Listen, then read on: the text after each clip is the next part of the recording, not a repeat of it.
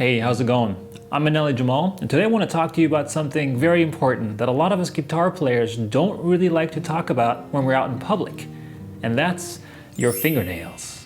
Now, when it comes to taking care of your fingernails as a guitar player, there's a lot of little things that kind of come into play, whether you want to use acrylic gel or not, or actually use your real nail. Now, I play fingerstyle guitar, so a steel string guitar player, and so because of that, I feel that I need to have a little bit thicker nails than just my natural nail. And so I thought I'd make a video right now just to kind of show the process that I go through when it comes to doing the acrylic gel myself and all the tools you'll need at home. So let's dive right in. All right, so here are the products that we'll be using. I've got links to all of these items in the description below. If you want to use these exact same items, you can go ahead and find those down there. Otherwise, we got a face mask, very important because we don't want that stuff going into our lungs as we're kind of filing and kind of, using these chemicals that are basically going on our nails.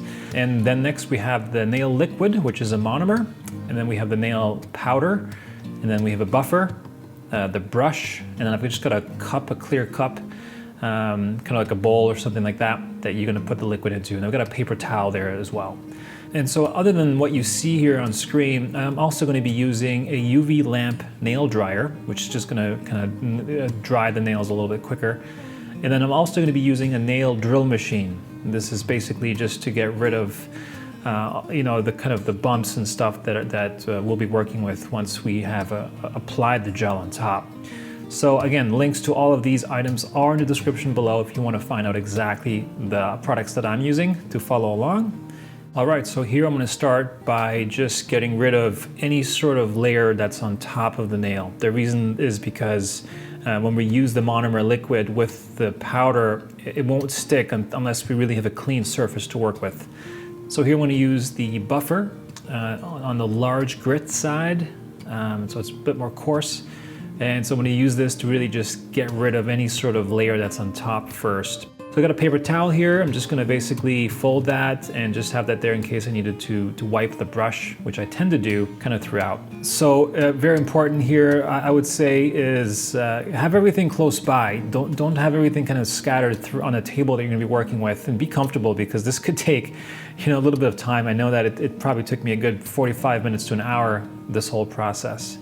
But be patient. And so notice here that I'm taking the brush and I'm just kind of taking it across on the inside of the bowl to make sure that that side of the liquid is gone. So the liquid is really staying on one side of the brush. And then I'm going to use that wet side of the brush to dip it inside of the powder so it sticks to it. That's very important, and I kind of learned the hard way by just simply using too much of the liquid and not kind of wiping it off on the side first, and then it wouldn't stick at all. So be very mindful about that because you don't want it to be too wet or too dry. So those are both going to be troublesome areas. So I typically like to have, again, want to emphasize that so much here because this could cost you the nails potentially kind of coming off of your actual nails on your fingers down the line. So I'm really being very careful to make sure that it's wet still on one side, and I'm using that wet side to dip it inside of the powder. And then I'm going to apply it really carefully on top, starting with where the cuticle is. Very important because you kind of let gravity do the work here. The gravity will kind of naturally bring the gel down if it's wet enough. And if it's dry enough, then you're going to have to use that brush like I'm doing just to kind of shape it and bring it in towards the top of the nail. Now, be patient here with this because, as you can see, I'm doing this left-handed. I'm not left-handed. So this is going to require a bit of coordination. Plus, it's really weird to kind of keep having to turn your wrist and stuff. You need to be very careful, almost like a surgeon here, when you're applying this, because it does tend to dry pretty quickly. So you need to act, I would say, within 30 seconds to a minute, you've got that amount of time before it starts to harden up a little bit. Again, this took me a few tries to really get it down. So I'd be very patient with yourself and do take your time and make sure that it's evenly spread throughout the actual nail bed. And of course, later on, we'll use the actual drill to get rid of any imperfections that are on the actual nail bed. Okay, so you're gonna repeat that for all the nails that you want. I typically just will use it on the index, middle, ring finger, and pinky finger. I don't do it on my thumb anymore. I just use a thumb pick now, so I don't feel that I need to do it. And so you might find that after you've done all the nails that you want, you might need to go back to some of them and kind of just add little bits, you know, to fill out the sides. For me, I know that the inside part of my sides of some of the fingers needed to be refilled, so I just need to take a little bit more time to do that. And so also really make sure that after you've applied the gel on top of the nail that you really put the brush back into the monomer to kind of cleanse it. It will get rid of any of the gel that wasn't used. And you can always use the towel as well, the paper towel, to kind of just wipe it off if it's still stuck to the brush. So now I'm going to use the UV lamp nail dryer to dry and harden my nails.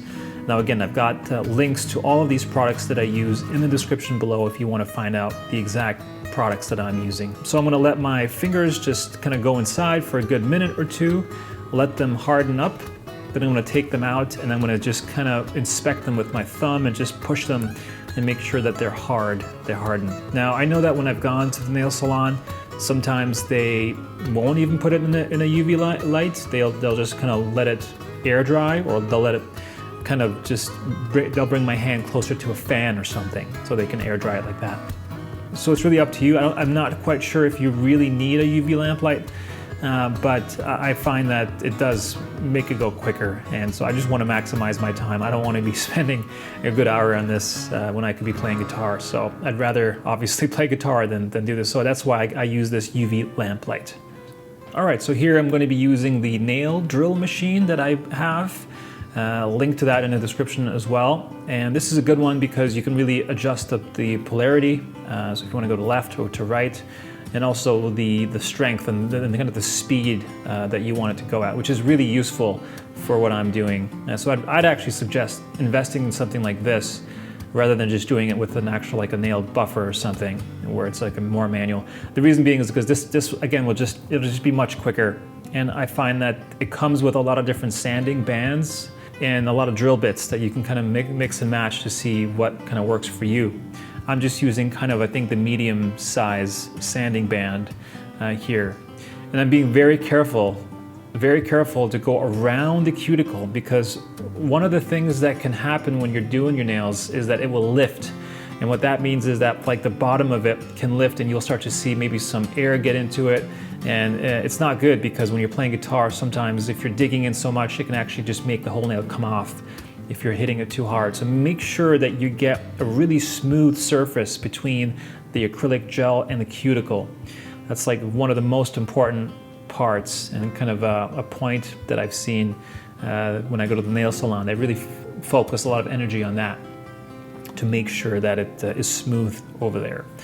So I'm going to do this with all 4 fingers again, just taking my time with it, and more times than not I tend to like bleed a little bit on the side of one of my fingers. So be very careful. You can actually, you know, cut into the skin if you're not careful enough. I know that's happened to me last time I did it, and there was quite a bit of blood coming out. So just a fair warning that when you're doing this, be very careful and very mindful about the speed. I usually have it actually on the lowest speed starting out when I'm going around the cuticle area. Now again, this is the time where you want to kind of just really shape it and get it smooth. You want that kind of nail to be very smooth and surfaced. So again, you won't really get any sort of bumps or anything like that on the actual nail. And so I want to mention that this part does take a bit of time. I know that I spent probably a good 10-20 minutes just on this part alone, trying to really maximize the shape and get it just perfectly down and get it just to be right, because the last thing you want is taking this whole thing out and making sure you got airflow, you got your windows open and stuff. It's just an extra hassle. So I'd really encourage you to just stick through it with this part, really get it perfect before moving on to the next part. And so the next part now is basically just filing down and making it a little bit smoother, making the nail bed just even smoother than it was. And so I find with the sanding bands on top of that actual nail drill, it can make it a little bit kind of rough, right? So we don't want that. We want it to be very smooth. So with this, I'm going to use the nail buffer, and I'm going to just basically go through all 4 fingers again. And so I'm going to keep doing that, and just to get the perfect shape. And then that's it. So at the end, I've got my nails done. And this was, you know, a good effort. And hopefully you had your face mask on the whole time. If not, you might be giggling by now. All right, so this is my method of how I like to get my nails done. Obviously, now that I've kind of learned to do it myself at home, I probably will stick to doing it at home versus going to an actual nail salon. Even though it's quicker at the nail salon, it's just, you know, it can be a little bit embarrassing at times going there. All right, so hopefully you enjoyed this little lesson that I did here on my process and how I do my nails and get the acrylic gels. Now I know this might not be for everybody. This is actually my second time doing this myself at home. The first time I completely botched it.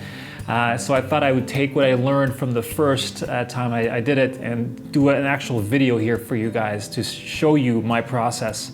So anyway, hopefully you guys enjoyed this. Thank you so much for watching this. If you did like it, make sure you hit the like and the subscribe button below, and it would mean a lot to me and really help this channel grow. Thanks a lot, and see you next time.